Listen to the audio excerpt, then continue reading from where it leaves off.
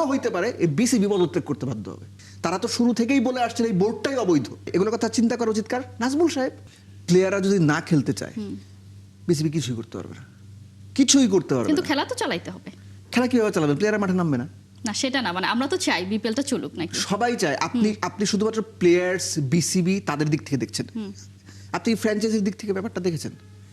ধরেন কোনো কারণে খেলাটা 5 দিন বন্ধ রইল, এটা কথার কথা। এই যে 5 দিন প্লেয়াররা 5 স্টার হোটেলে থাকতেছে, এটার ভাড়া তো ফ্র্যাঞ্চাইজিকে দিতে হবে। ফ্র্যাঞ্চাইজির বাজেট বাড়লো। এই যে 5 দিনের TA DA, players, coaching staff, other people যারা থাকে লজিস্টিক্সের, তাদের খাওয়া দাওয়া, তাদের প্র্যাকটিস বাদই দিচ্ছি, তাদের থাকা, এগুলোর কথা কি কেউ চিন্তা করেছে? এগুলোর কথা কেউ চিন্তা করে না। এগুলোর কথা চিন্তা করা উচিত কার? নাজমুল সাহেব, কারণ উনি তো ফিনান্সিয়াল লোক। হ্যাঁ, জিনিসটা হচ্ছে এই যে ইমপিচমেন্টের সুযোগ নাই, এই সুযোগ নাই, ওই সুযোগ নাই বলা হচ্ছে, এই বোর্ডটা কিভাবে নির্বাচন করে এসেছে সেটা তো আমরা দেখেছি।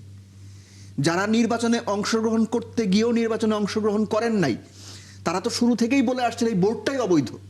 এই বোর্ডের যে নির্বাচনটা হয়েছে সেই নির্বাচনটাই অবৈধ। এটা আমার কথা না তো, যারা নির্বাচন করতে গিয়ে করেন নাই তাদের কথা। এখন আপনি তাদের কথা মানবেন কি মানবেন না, দ্যাট ইজ মানে ইওর কল। একটা ব্যাপার, ওই 1/11 যখন বাংলাদেশের গভর্নমেন্ট মানে চেঞ্জ হয়ে গেল বা একটা বিশেষ সরকার ক্ষমতায় আসলো, তখন একটা কথা, তখন ছোট তো আমরা, কিন্তু পেপার পড়তাম, পেপারে প্রায় লেখা আসতো যে ডক্ট্রিন অফ নেসেসিটি।